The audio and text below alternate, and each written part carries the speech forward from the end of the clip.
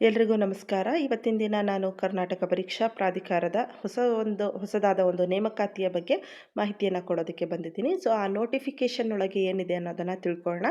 ನಿಮಗೆ ಅಪ್ಲೈ ಮಾಡ್ತೀರಾ, but notification ಒಳಗೆ ಏನೇನಿದೆ ಅನ್ನೋಂತಹ ಮಾಹಿತಿಗಳು ಸಿಕ್ಕಿರೋದಿಲ್ಲ. ಹಾಗಾಗಿ ಈ ನೋಟಿಫಿಕೇಷನಲ್ಲಿ ಏನೇನು ಟರ್ಮ್ಸ್ ಆ್ಯಂಡ್ ಕಂಡೀಷನ್ಸ್ ಇದೆ, ಎಲಿಜಿಬಿಲಿಟಿ ಎಲ್ಲ ಯಾವ ರೀತಿ ಇದೆ, ಪರೀಕ್ಷೆ ಯಾವ ರೀತಿ ಇರುತ್ತೆ, ಹಾಗೆಯೇ ಎಲ್ಲೆಲ್ಲಿ ಎಷ್ಟೆಷ್ಟು ವೇಕೆನ್ಸಿ ಇದೆ ಅನ್ನೋದರ ಮಾಹಿತಿಯನ್ನು ನಾನೊಂದು ಈ ಒಂದು ವಿಡಿಯೋದಲ್ಲಿ ಹಂಚ್ಕೊಳ್ತಾ ಇದ್ದೀನಿ. ಹಾಗಾಗಿ ವಿಡಿಯೋನ ಎಲ್ಲ ಸ್ಕಿಪ್ ಮಾಡಿದೆ ಎಂಡ್ವರೆಗೂ ನೋಡಿ. ಓಕೆ, ಈ ಒಂದು ನೋಟಿಫಿಕೇಷನ್ ಬಂದಿರೋವಂಥದ್ದು 20ನೇ ತಾರೀಕು ಫೆಬ್ರವರಿಯಲ್ಲಿ.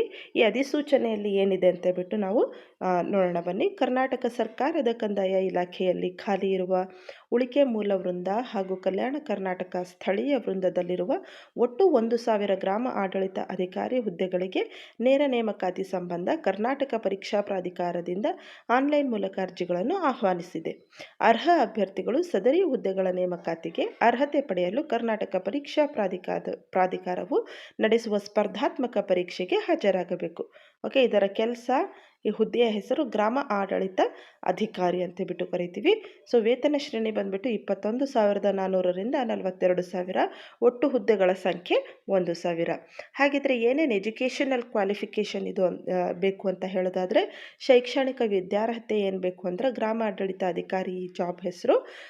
ಇದಕ್ಕೆ ದ್ವಿತೀಯ PUC ಅಥವಾ ತತ್ಸಮಾನ ಅಂದರೆ ದ್ವಿತೀಯ PUC ಅಥವಾ 10+2 ಅಂತಲೂ ಕರೀತಾರೆ. ಹಾಗೆ ಇನ್ನೊಂದು ಡಿಪ್ಲೊಮಾ ಕೂಡ PUC ಲೆವೆಲ್ಲಿಗೆ ಕೂಡ ಅದು ಮಾನ್ಯತೆಯನ್ನು ಪಡೆದಿರುವಂಥದ್ದು.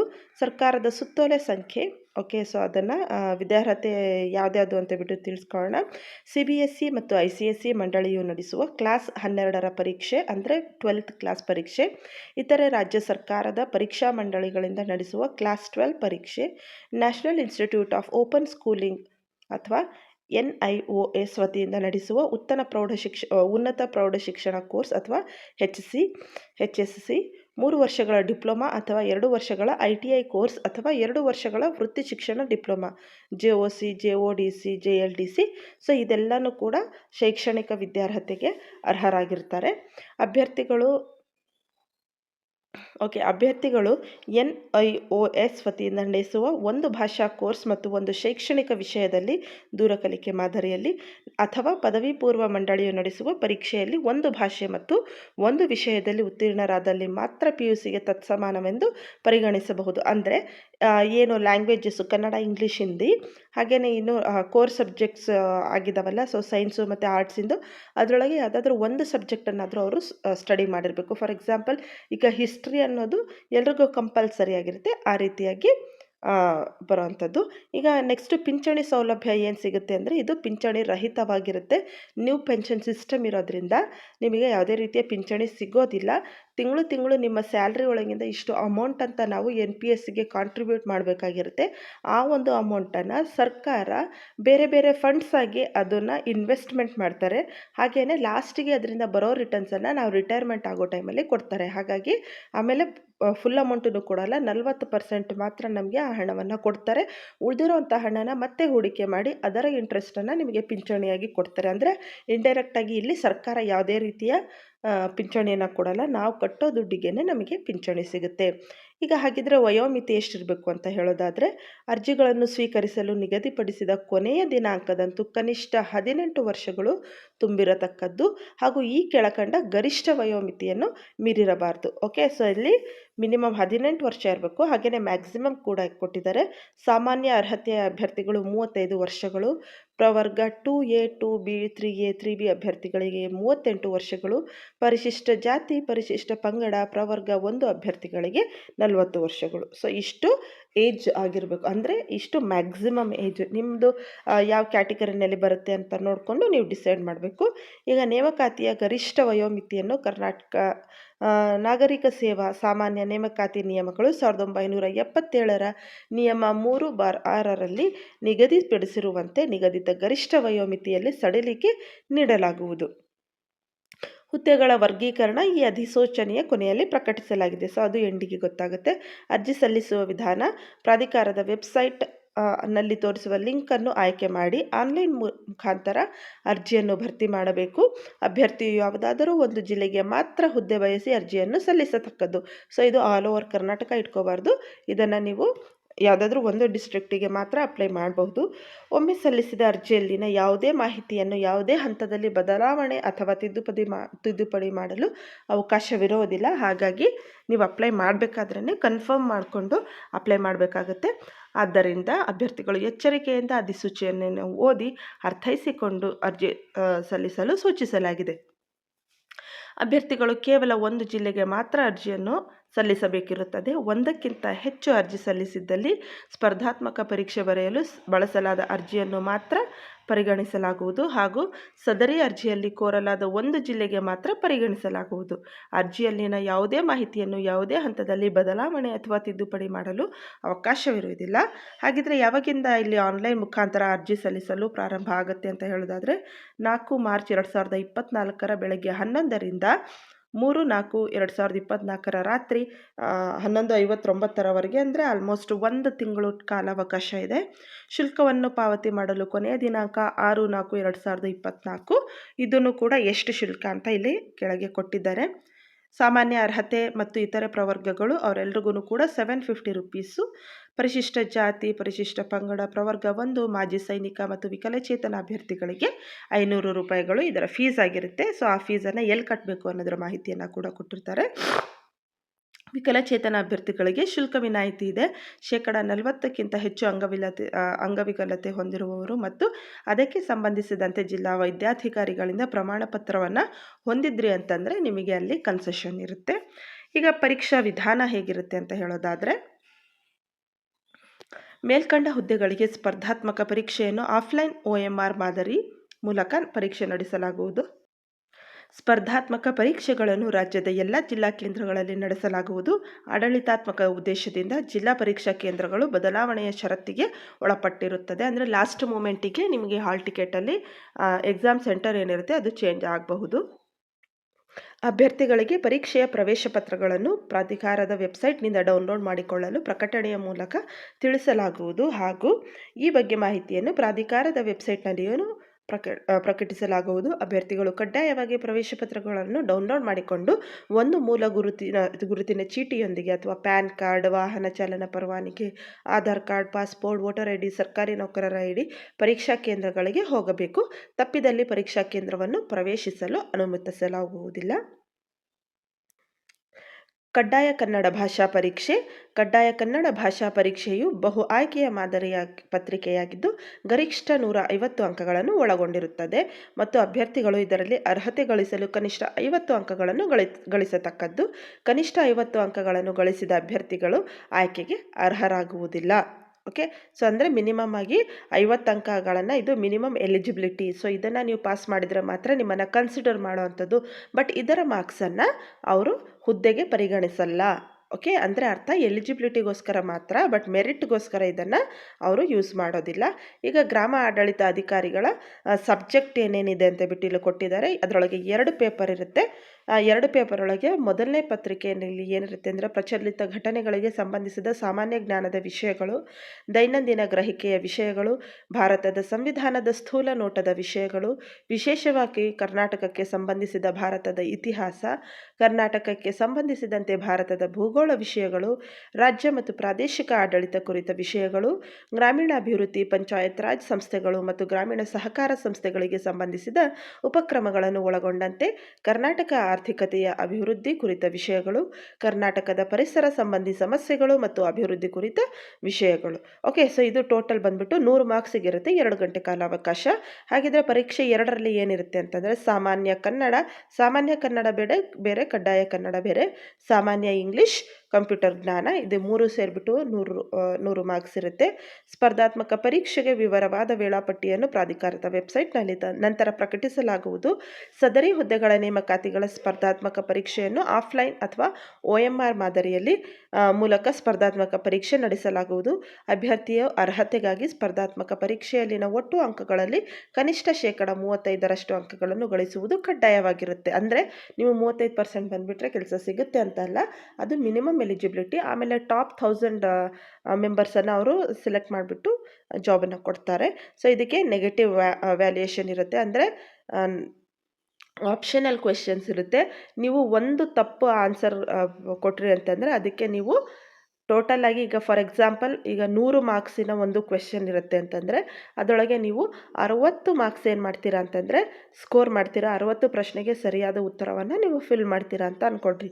ಇನ್ನು ಉಳಿದಿರೋಂಥ 40 ಪ್ರಶ್ನೆಗೆ ನೀವು ತಪ್ಪು ಆನ್ಸರನ್ನು ಮಾಡಿದ್ರಿ ಅಂದರೆ ಒಂದೊಂದು ಪ್ರಶ್ನೆಗೆ 1/4 ಮಾರ್ಕ್ಸ್ ಅಂದರೆ 25% ಅಂದರೆ 4 ಪ್ರಶ್ನೆಗೆ ಸೇರಿ 1 ಅಂಕ. ಸೊ ಈ ರೀತಿ ನಿಮ್ಮ 10 ಅಂಕಗಳನ್ನು ಅಲ್ಲಿ ಡಿಡಕ್ಟ್ ಮಾಡ್ತಾರೆ. ಹಾಗಾಗಿ ನೀವು ಎಕ್ಸಾಮ್ ಬರೀಬೇಕಾದ್ರೆ ಆದಷ್ಟು ನಿಮಗೆ ಅದರ ಆನ್ಸರ್ ಕರೆಕ್ಟಾಗಿ ಗೊತ್ತಿದ್ದರೆ ಮಾತ್ರ ಅಟೆಂಡ್ ಆಗಿ, ಯಾಕೆಂದರೆ ನೆಗೆಟಿವ್ ಮಾರ್ಕಿಂಗ್ ಇದೆ. ಹಾಗಾಗಿ ಈಗ ಅರ್ಹತಾ ಷರತ್ತುಗಳು: ಭಾರತೀಯ ನಾಗರಿಕನಾಗಿರತಕ್ಕದ್ದು, ಒಬ್ಬ ಜೀವಂತ ಪತ್ನಿಗಿಂತ ಹೆಚ್ಚು ಮಂದಿ ಪತ್ನಿಯರನ್ನು ಹೊಂದಿರುವ ಪುರುಷ ಅಭ್ಯರ್ಥಿ ಮತ್ತು ಈಗಾಗಲೇ ಇನ್ನೊಬ್ಬ ಹೆಂಡತಿ ಇರುವ ವ್ಯಕ್ತಿಯನ್ನು ಮದುವೆಯೇ ಆಗಿರುವ ಮಹಿಳಾ ಅಭ್ಯರ್ಥಿಯು ಸರ್ಕಾರದಿಂದ ಪೂರ್ವಾನುಮತಿಯನ್ನು ಪಡೆಯದೆ ನೇಮಕಾತಿಗೆ ಅರ್ಹರಾಗುವುದಿಲ್ಲ. ಅಭ್ಯರ್ಥಿಯು ಮಾನಸಿಕವಾಗಿ ಮತ್ತು ದೈಹಿಕವಾಗಿ ಆರೋಗ್ಯವಂತರಾಗಿರಬೇಕು ಮತ್ತು ಅವರ ನೇಮಕಾತಿಯು ಕರ್ತವ್ಯಗಳ ದಕ್ಷ ನಿರ್ವಹಣೆಗೆ ಆತಂಕವನ್ನುಂಟು ಮಾಡುವ ಸಂಭವ ಇರುವ ಯಾವುದೇ ದೈಹಿಕ ನ್ಯೂನತೆಯಿಂದ ಮುಕ್ತವಾಗಿರಬೇಕು. ದೈಹಿಕವಾಗಿ ಅನರ್ಹರಾಗಿದ್ದಾರೆ ಎಂಬುದಾಗಿ ವೈದ್ಯಕೀಯ ಮಂಡಳಿಯ ವರದಿಯ ಮೇಲೆ ಅನರ್ಹರೆಂಬುದಾಗಿ ತಿರಸ್ಕರಿಸುವ ಪೂರ್ಣ ವಿವೇಚನೆಯನ್ನು ರಾಜ್ಯ ಸರ್ಕಾರವು ಕಾಯ್ದಿರಿಸಿಕೊಂಡಿದೆ ಮತ್ತು ಸರ್ಕಾರದ ವಿವೇಚನೆಯು ಯಾವುದೇ ವಿಧದಲ್ಲೂ ಈ ನಿಯಮಗಳ ಮೂಲಕ ಸೀಮಿತವಾಗಿರುವುದಿಲ್ಲ. ಕೇಂದ್ರ ಅಥವಾ ಕರ್ನಾಟಕ ಅಥವಾ ಯಾವುದೇ ಇತರೆ ರಾಜ್ಯದ ಲೋಕಸೇವಾ ಆಯೋಗ ಅಥವಾ ಕರ್ನಾಟಕ ಪರೀಕ್ಷಾ ಪ್ರಾಧಿಕಾರ ಅಥವಾ ಯಾವುದೇ ವಿಶ್ವವಿದ್ಯಾನಿಲಯಗಳಿಂದ ನಡೆಸಲಾಗುವ ಪರೀಕ್ಷೆಗಳಿಂದ ಅಥವಾ ನೇಮಕಾತಿಗಳಿಂದ ಖಾಯಂ ಆಗಿ ಡಿಬಾರಾದ ವ್ಯಕ್ತಿಗಳನ್ನು ನೇಮಕಾತಿಗೆ ಅರ್ಹರಾಗಿರುವುದಿಲ್ಲ. ಯಾವುದೇ ನೈತಿಕ ಪರಿಭಾಷೆಗೆ ಶಿಕ್ಷೆಗೆ ಒಳಪಟ್ಟ ವ್ಯಕ್ತಿ ಅಥವಾ ಕೇಂದ್ರ ಅಥವಾ ಕರ್ನಾಟಕ ಅಥವಾ ಇತರೆ ರಾಜ್ಯದ ಲೋಕಸೇವಾ ಆಯೋಗ ಅಥವಾ ಕರ್ನಾಟಕ ಪರೀಕ್ಷಾ ಪ್ರಾಧಿಕಾರ ಅಥವಾ ಯಾವುದೇ ವಿಶ್ವವಿದ್ಯಾನಿಲಯಗಳಿಂದ ನಡೆಸಲಾಗುವ ಪರೀಕ್ಷೆಗಳಿಂದ ಅಥವಾ ನೇಮಕಾತಿಗಳಿಂದ ತಾತ್ಕಾಲಿಕವಾಗಿ ಡಿಬಾರದ ಅಥವಾ ಅನರ್ಹಗೊಂಡ ವ್ಯಕ್ತಿಯು ಸರ್ಕಾರವು ಎಲ್ಲ ಸಂದರ್ಭಗಳಲ್ಲೂ ಮರುಪರಿಶೀಲಿಸಿ ಅವರು ನೇಮಕಾತಿಗೆ ಅರ್ಹರೆಂದು ಪರಿಗಣಿಸುವವರೆಗೂ ನೇಮಕಾತಿಗೆ ಅರ್ಹರಾಗಿರುವುದಿಲ್ಲ. ನಿಗದಿತ ಶೈಕ್ಷಣಿಕ ಅರ್ಹತೆಯ ಜೊತೆಗೆ ಈ ಮೇಲ್ಕಂಡ ಅರ್ಹತೆಗಳನ್ನು ಹೊಂದಿರುವ ಅಭ್ಯರ್ಥಿಗಳು ನೇಮಕಾತಿಗಾಗಿ ಅರ್ಜಿ ಸಲ್ಲಿಸಲು ಅರ್ಹತೆಯನ್ನು ಹೊಂದಿರುತ್ತಾರೆ. ಹಾಗೆಯೇ ಇದಕ್ಕೆ ಜಾತಿ ಅಥವಾ ಮೀಸಲಾತಿ ಪ್ರಮಾಣ ಪತ್ರಗಳು ಅದನ್ನು ನೀವು ರೆಡಿ ಇಟ್ಕೊಂಡಿರಬೇಕು. ಇದು ಮಾತ್ರ ತುಂಬಾ ಇಂಪಾರ್ಟೆಂಟು. ಸೊ ಅದು ಮೀಸಲಾತಿ ಪ್ರಮಾಣ ಪತ್ರಗಳನ್ನು ಅರ್ಜಿ ಸಲ್ಲಿಸಲು ನಿಗದಿಪಡಿಸಿದ ಕೊನೆಯ ದಿನಾಂಕದೊಳಗೆ ಪಡೆದುಕೊಂಡಿರತಕ್ಕದ್ದು. ಸೊ ಎಕ್ಸಾಮ್ ಡೇಟ್ ಯಾವಾಗಲೇ ಇರಲಿ, ಬಟ್ ನೀವು ನಿಮ್ಮ ಹತ್ರ ಈಗ ಮಾರ್ಚ್ 4ರಿಂದ ಮಾರ್ಚಿಂದ ಏಪ್ರಿಲ್ವರೆಗೂ ಇದೆ ಅಲ್ವಾ. ಸೊ ಏಪ್ರಿಲ್ 3ರವರೆಗೂ ಇದೆ. 3ನೇ ತಾರೀಕುವರೆಗೂ ಕೂಡ ನೀವು ಅಷ್ಟರ ಒಳಗೇ ಈ ಒಂದು ಕಾಸ್ಟ್ ಸರ್ಟಿಫಿಕೇಟನ್ನು ನೀವು ಪಡೆದಿಟ್ಕೋಬೇಕಾಗುತ್ತೆ. ಹಾಗೆಯೇ ಗ್ರಾಮೀಣ ಅಭ್ಯರ್ಥಿಯಾಗಿ ಸಲ್ಲಿಕೆಯನ್ನು ಮಾಡ್ತೀನಿ ಅಂತಂದರೆ ನಿಮ್ಮ ಹತ್ರ ಆ ಗ್ರಾಮೀಣ ಅಭ್ಯರ್ಥಿಯ ಒಂದು ಪ್ರಮಾಣ ಪತ್ರ ಏನಿರುತ್ತಲ್ಲ, ಸರ್ಟಿಫಿಕೇಟ್, ಸ್ಕೂಲ್ಗಳಲ್ಲಿ 1 to 10th ಸ್ಟ್ಯಾಂಡರ್ಡ್ ಓದಿರೋಂಥ ಆ ಸರ್ಟಿಫಿಕೇಟ್ ಕೂಡ ನೀವು ಪ್ರೊಡ್ಯೂಸ್ ಮಾಡಬೇಕಾಗಿರುತ್ತೆ. ಅದನ್ನು ಕೂಡ ನೋಟಿಫಿಕೇಷನ್ ಎಂಡ್ ಆಗುವಂಥ ದಿನದಿಂದ ಆ ಒಂದು ದಿನಾಂಕದೊಳಗೆ ಅದು ರೆಡಿ ಇರಬೇಕು. ಹಾಗೆಯೇ ಕನ್ನಡ ಮಾಧ್ಯಮ ಅಭ್ಯರ್ಥಿಯ ಕೋಟಾ ಬಯಸುವಂಥರು ಅವರೂ ಕೂಡ ಆ ಸರ್ಟಿಫಿಕೇಟು ಇರಬೇಕು. ಹಾಗೆಯೇ ವಿಕಲಚೇತನ ಅಭ್ಯರ್ಥಿಗಳು ಡಿಸ್ಟ್ರಿಕ್ಟ್ ಸರ್ಜನ್ ಅಥವಾ ಡಿಸ್ಟ್ರಿಕ್ಟ್ ವೈದ್ಯಾಧಿಕಾರಿ ಅವರಿಂದ ಪಡೆದುಕೊಂಡಿರುವಂತಹ ಮೆಡಿಕಲ್ ಸರ್ಟಿಫಿಕೇಟನ್ನು ಅವರು ರೆಡಿಯಾಗಿಟ್ಕೊಂಡಿರಬೇಕು. ಹಾಗೆಯೇ ನೆಕ್ಸ್ಟು ಹೈದರಾಬಾದ್ ಕರ್ನಾಟಕ ಅಭ್ಯರ್ಥಿಗಳು ಅವರ ಒಂದು 371J ಅಂತ ಏನಿರುತ್ತೆ ನೋಡಿರಿ, ಸೊ ಆ ಒಂದು ರಿಸರ್ವೇಷನ್ನಿನ ಒಂದು ಸರ್ಟಿಫಿಕೇಟನ್ನು ಕೂಡ ರೆಡಿ ಇಟ್ಕೋಬೇಕು. ನೆಕ್ಸ್ಟು ಇದೆಲ್ಲನೂ ಕೂಡ ತೃತೀಯ ಲಿಂಗದ ಅಭ್ಯರ್ಥಿಗಳು, ಯೋಜನೆಗಳಿಂದ ನಿರ್ವಹಿಸತರಾದ ಅಭ್ಯರ್ಥಿಗಳು, ಪ್ರಾಧಿಕಾರದೊಡನೆ ಪತ್ರ ವ್ಯವಹಾರ ಮಾಡೋ ಹಾಗಿಲ್ಲ ಅಂತೇಳ್ಬಿಟ್ಟು ಇರುತ್ತೆ. ಸೊ ಆದ್ದರಿಂದ ಅಭ್ಯರ್ಥಿಗಳು ಅರ್ಜಿ ಭರ್ತಿ ಮಾಡುವಾಗ ಜಾಗರೂಕತೆಯಿಂದ ಭರ್ತಿ ಮಾಡತಕ್ಕದ್ದು. ಸೊ ಅದು ಅಂದರೆ ನಿಮಗೆ ಆಮೇಲೆ ನಾನು ಚೇಂಜಸ್ ಮಾಡಬೇಕು ಹಾಗೆ ಹೀಗೆ ಅಂತೇಳ್ಬಿಟ್ಟು ಯಾವುದೇ ರೀತಿಯಲ್ಲಿ ನಾವು ಪತ್ರಗಳನ್ನು ಮಾಡೋ ಹಾಗಿಲ್ಲ. ಓಕೆ, ಈಗ ಪ್ರಮುಖವಾದ ಸೂಚನೆಗೆ ಬರೋದಾದರೆ ಅಭ್ಯರ್ಥಿಯ ಇತ್ತೀಚಿನ ಪಾಸ್ಪೋರ್ಟ್ ಅಳತೆಯ ಭಾವಚಿತ್ರವನ್ನು ಹಾಗೂ ಕಪ್ಪು ಶಾಹಿಯ ಸ್ಕೆಚ್ ಅಥವಾ ಮಾರ್ಕರ್ ಪೆನ್ನಲ್ಲಿ ಸಹಿಯನ್ನು ನಿಗದಿಪಡಿಸಿದ ಅಳತೆಯಲ್ಲಿ ಸ್ಕ್ಯಾನ್ ಮಾಡಿ ಅರ್ಜಿಗೆ ಅಪ್ಲೋಡ್ ಮಾಡಬೇಕು. ಸೊ ನೀವು ಅಪ್ಲೋಡ್ ಮಾಡೋಕ್ಕೂ ಮುಂಚೆ ಆನ್ಲೈನ್ನಲ್ಲಿ ಅರ್ಜಿ ಸಲ್ಲಿಸಿಕೆ ಮಾಡೋಕ್ಕೂ ಮುಂಚೆ ಇತ್ತೀಚಿನ ಭಾವಚಿತ್ರ ಅಂದರೆ ರೀಸೆಂಟಾಗಿ ಈ ತಿಂಗಳು ಅಥವಾ 2 ತಿಂಗಳೆಲ್ಲ ತೆಗೆಸ್ಕೊಂಡಿರೋಂಥ ಫೋಟೋ. ಯಾಕೆ ಕೇಳ್ತಾರೆ ಇತ್ತೀಚಿಂದು ಅಂತಂದರೆ ಕೆಲವರು ಫಿಸಿಕಲ್ ಚೇಂಜಸ್ ಆಗುತ್ತೆ. ಹಾಗಾಗಿ ಕೆಲವರು ತುಂಬ ಸಣ್ಣ ಇರ್ತಾರೆ, ಸಡನ್ನಾಗಿ ದಪ್ಪ ಆಗಿರ್ತಾರೆ, ಅಥವಾ ತುಂಬ ದಪ್ಪ ಇರ್ತಾರೆ, ಸಡನ್ನಾಗಿ ಸಣ್ಣಾಗಿರ್ತಾರೆ. ಸೊ ಅದು ಐಡೆಂಟಿಫೈ ಮಾಡೋಕ್ಕೆ ಆಗಲ್ಲ. ಆಮೇಲೆ ಎಕ್ಸಾಮಿಗೆ ಕೂರಿಸೋದಕ್ಕೆ ಅದು ತುಂಬಾ ತೊಂದರೆ ಆಗುತ್ತೆ. ಹಾಗಾಗಿ ಆಲ್ಮೋಸ್ಟು ನೀವು ಇತ್ತೀಚಿನ ಭಾವಚಿತ್ರವನ್ನು ನೀವು ಪಡ್ಕೋಬೇಕಾಗಿರುತ್ತೆ. ಹಾಗೆಯೇ ಬ್ಲ್ಯಾಕ್ ಕಲರ್ ಪೆನ್ನಿಂದ ಒಂದು ಸಿಗ್ನೇಚರನ್ನು ಮಾಡಿ ಅದನ್ನು ಕೂಡ ಸ್ಕ್ಯಾನ್ ಮಾಡಿ ರೆಡಿ ಮಾಡಿ ಇಟ್ಕೋಬೇಕು. ಸೊ ಅದು ನಿಗದಿತ ಅಳತೆಯನ್ನು ಕೂಡ ಕೊಟ್ಟಿರ್ತಾರೆ. ಸೊ ಆನ್ಲೈನ್ ಮೂಲಕ ಅರ್ಜಿಯನ್ನು ಭರ್ತಿ ಮಾಡಬೇಕಾಗಿರುತ್ತೆ. ಈಗ ಏನೇನು ಬೇಕು ಡಾಕ್ಯುಮೆಂಟ್ಸು ಅಂತ ಹೇಳೋದಾದರೆ, ಫಸ್ಟ್ ಆಧಾರ್ ಕಾರ್ಡ್ ಬೇಕು. ನೆಕ್ಸ್ಟು ಎಲ್ಲ ವಿಷಯಗಳ ಅಂಕಪಟ್ಟಿಗಳನ್ನು ಅವ್ರ ಹತ್ರ ಇರಬೇಕು. ಹಾಗೆಯೇ ಎಸ್ ಎಸ್ ಎಲ್ ಸಿಯ ಪ್ರಮಾಣ ಪತ್ರ ಅಂದರೆ ಎಸ್ ಎಸ್ ಎಲ್ ಸಿಯ ಮಾರ್ಕ್ಸ್ ಕಾರ್ಡ್ ಅಥವಾ ಟಿ ಸಿ ಬೇಕು. ಯಾಕೆಂದರೆ ನಿಮ್ಮ ಡೇಟ್ ಆಫ್ ಬರ್ತನ್ನು ಬರೆಯೋದಕ್ಕೆ. ನೆಕ್ಸ್ಟು ಸೈನಿಕ ಸೇವೆಯಿಂದ ಬಿಡುಗಡೆಯಾದ ಪ್ರಮಾಣ ಪತ್ರ, ಆಮೇಲೆ S C S T certificate ಅಥವಾ ಯಾವುದೇ ಕಾಸ್ಟ್ ಸರ್ಟಿಫಿಕೇಟು, ನೆಕ್ಸ್ಟು ಗ್ರಾಮೀಣ ಅಭ್ಯರ್ಥಿ ಸರ್ಟಿಫಿಕೇಟು, ಕನ್ನಡ ಮಾಧ್ಯಮ ಸರ್ಟಿಫಿಕೇಟು, ಹಾಗೆಯೇ ತಹಸೀಲ್ದಾರರಿಂದ ಪಡೆದ ವಿಧವಾ ಪ್ರಮಾಣ ಪತ್ರ. ಸೊ ಇದೆಲ್ಲನೂ ಕೂಡ ಇಲ್ಲಿ ಕಾಣಿಸ್ತಾ ಇರೋಂಥ ಒಂದು ಡೀಟೇಲ್ಡ್ ಇನ್ಫಾರ್ಮೇಷನ್ ಏನಾದರೂ ಇತ್ತು ಅಂದರೆ, ನಿಮ್ಮ ಹತ್ರ ಯಾವುದಾದ್ರೂ ರಿಸರ್ವೇಷನನ್ನು ನೀವು ಕ್ಲೈಮ್ ಮಾಡ್ತಾ ಇದ್ದೀರಿ ಅಂದರೆ ಅದು ಎಲ್ಲ ಡಾಕ್ಯುಮೆಂಟನ್ನು ನೀವು ತೊಗೊಂಡು ಹೋಗಬೇಕು ಆನ್ಲೈನಲ್ಲಿ ಅಪ್ಲಿಕೇಶನ್ ಹಾಕೋ ಟೈಮಲ್ಲಿ. ಯಾಕೆಂದರೆ ಅಲ್ಲಿ ಅದೆಲ್ಲನೂ ಕೂಡ ನಾವು ಸ್ಪೆಸಿಫಿಕ್ ಆಗಿ ಮೆನ್ಷನ್ ಮಾಡಬೇಕಾಗಿರುತ್ತೆ. ವಿಶೇಷ ಸೂಚನೆಗಳು: ಅಭ್ಯರ್ಥಿಗಳು ಆನ್ಲೈನ್ ಮೂಲಕ ಅರ್ಜಿ ಸಲ್ಲಿಸುವಾಗ ಎಲ್ಲ ಮಾಹಿತಿಗಳನ್ನು ಸರಿಯಾಗಿ ಭರ್ತಿ ಮಾಡಿರುವ ಬಗ್ಗೆ ಖಚಿತಪಡಿಸಿಕೊಂಡು ನಂತರ ಅದರ ಒಂದು ಪ್ರತಿಯನ್ನು ಡೌನ್ಲೋಡ್ ಮಾಡಿಕೊಂಡು ಮತ್ತು ಶುಲ್ಕ ಪಾವತಿಯ ಚಲನನ್ನು ನೇಮಕಾತಿ ಪ್ರಕ್ರಿಯೆ ಮುಗಿಯುವವರೆಗೂ ಕೂಡ ಭದ್ರವಾಗಿ ತಮ್ಮ ಬಳಿ ಇಟ್ಟುಕೊಳ್ಳತಕ್ಕದ್ದು. ಓಕೆ, ನೀವು ಎಕ್ಸಾಮ್ ಬರೆದು ಬಂದ್ರಿ ಅಂದ ತಕ್ಷಣ ಹಾಲ್ ಟಿಕೆಟನ್ನು ಎಲ್ಲೋ ಬಿಸಾಕದೆ, ಆಮೇಲೆ ಆನ್ಲೈನ್ ಅಪ್ಲಿಕೇಶನ್ ಫಾರ್ಮ್ ಡೌನ್ಲೋಡ್ ಮಾಡಿಕೊಂಡಿರೋದನ್ನು ಎಲ್ಲೋ ಬಿಸಾಕದೆ, ಅಥವಾ ನೀವೇನು ಅಮೌಂಟ್ ಕಟ್ಟಿರ್ತೀರ ಚಲನ್ನು ಅದನ್ನು ಎಲ್ಲಾದರೂ ಬಿಸಾಕದೆ ಅಂತ ಅಂದ್ಕೊಂಡ್ರೆ ಅದು ಮಾತ್ರ ತುಂಬಾ ಪ್ರಾಬ್ಲಮ್ ಆಗುತ್ತೆ. ಯಾಕೆ ಅಂತಂದರೆ, ಅಕಸ್ಮಾತ್ ನೀವು ಜಾಬ್ಗೆ ಸೆಲೆಕ್ಷನ್ ಆದ್ರಿ ಅಂತಂದರೆ ಅಲ್ಲಿ ವೆರಿಫಿಕೇಷನ್ ಟೈಮಲ್ಲಿ ಈ ಎಲ್ಲ ಡಾಕ್ಯುಮೆಂಟ್ಸನ್ನು ನೀವು ಪ್ರೊಡ್ಯೂಸ್ ಮಾಡಬೇಕಾಗಿರುತ್ತೆ. ಓಕೆ, ಸೊ ಹೆಚ್ಚಿನ ಮಾಹಿತಿಗಾಗಿ ದೂರವಾಣಿ ಸಂಖ್ಯೆಗಳು, ಈ ಒಂದು ನಂಬರಿಗೆ ನೀವು ಮಾಹಿತಿಯನ್ನು ಪಡಿಬೋದು. ದುರ್ನಡತೆ ಅಂದರೆ ಎಕ್ಸಾಮ್ ನಡಿಬೇಕಾದ್ರೆ ಅವರು ಏನಾದರೂ ಮಿಸ್ಬಿಹೇವ್ ಮಾಡಿದರೆ ಅಂಥವರಿಗೆ ಅವರು ಯಾವುದೇ ರೀತಿಯಾಗಿ ಹೆಲ್ಪ್ ಮಾಡೋದಿಲ್ಲ. ಓಕೆ, ಸೊ ಈಗ ಇಲ್ಲಿ ಬೇರೆ ಬೇರೆ ಕ್ಯಾಸ್ಟಿಂದು ತೋರಿಸಿದ್ದಾರೆ. ಇದನ್ನು ಸ್ಕ್ರೀನ್ಶಾಟ್ ತೊಗೊಂಡ್ಬಿಡ್ರಿ ನೀವು. ಸಾಮಾನ್ಯ ಅರ್ಹತೆ ಅಂದರೆ GM, ಪರಿಶಿಷ್ಟ ಜಾತಿಗೆ SC, ಪರಿಶಿಷ್ಟ ಪಂಗಡಕ್ಕೆ ST, ಪ್ರವರ್ಗ 1ಕ್ಕೆ ಕ್ಯಾಟ್ 1 ಅಥವಾ category 1, category 2A, category 2B, category 3A, category 3B, ex service man, rural candidate, Kannada medium student, physically handicapped person, Kalyana Karnataka, residual parent cadre, transgender, project displaced person, women candidate. So ಈ ರೀತಿ ನಿಮ್ಮ ಒಂದು category ಯಾವುದ್ರಲ್ಲಿ ಬರುತ್ತೆ ಅನ್ನೋದರ ಮಾಹಿತಿಯನ್ನು ಕೂಡ ನೀವಿಲ್ಲಿ ತಗೋಬೇಕು. ಸೊ ಈ ರೀತಿ ಒಂದು ಅನೆಕ್ಷರ್ಸ್ ಅಂತ ಇರುತ್ತೆ. ಸೊ ಇದು ಆಲ್ರೆಡಿ ಕ್ಯಾಸ್ಟ್ ಸರ್ಟಿಫಿಕೇಟಲ್ಲಿ ಎಲ್ಲನೂ ಕೂಡ ಮೆನ್ಷನ್ ಮಾಡಿರ್ತಾರೆ. ಸೊ ಈ ರೀತಿಯಾಗಿರೋಂಥ ನಿಮ್ಮ ಇವನ್ನೆಲ್ಲ ನೀವು ರೆಡಿ ಮಾಡಿ ಇಟ್ಕೊಂಡಿರ್ಬೇಕಾಗತ್ತೆ. ಸೊ ಈಗ ಲಾಸ್ಟಿಗೆ ನೋಡೋದಾದರೆ ಏನು ಬರುತ್ತೆ ಅಂತ ಹೇಳೋದಾದರೆ, ಸೊ ಇದು ಸೈನಿಕ್ ವೆಲ್ಫೇರು ಏನಾದರೂ ಎಕ್ಸ್ ಸರ್ವಿಸ್ ಮೆನ್ ಆಗಿದ್ರೆ ಅಂಥವ್ರಿಗೋಸ್ಕರ ಇದನ್ನು ಕೂಡ certificate for the persons with disabilities ಅಂತ ಬಿಟ್ಟು, ಸೊ ಈ ಒಂದು ಫಾರ್ಮನ್ನು ನೀವು ಡೌನ್ಲೋಡ್ ಮಾಡ್ಕೊಂಡ್ಬಿಟ್ಟು ಇದಕ್ಕೆ ಸಿಗ್ನೇಚರ್ಸನ್ನು ಮಾಡಿಸ್ಬೇಕಾಗಿರುತ್ತೆ. ಹಾಗೆಯೇ ನೆಕ್ಸ್ಟು